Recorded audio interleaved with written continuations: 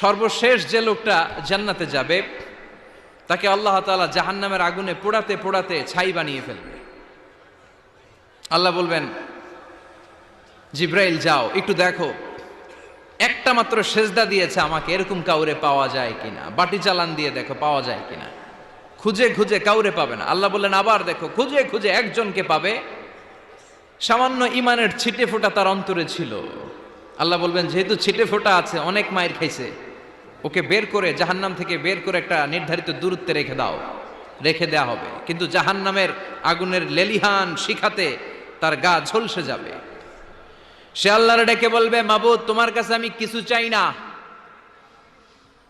জাহান্নাম থেকে তুমি আমাকে বের করেছো, জীবন নদীর পানি তুমি আমার গায়ের মধ্যে ঢেলে দিয়েছো, আমি আবার সজীবতা ফিরে পেয়েছি। আমি তোমার কাছে জান্নাত চাই না, শুধু নিরাপদ একটা দূরত্বে আমাকে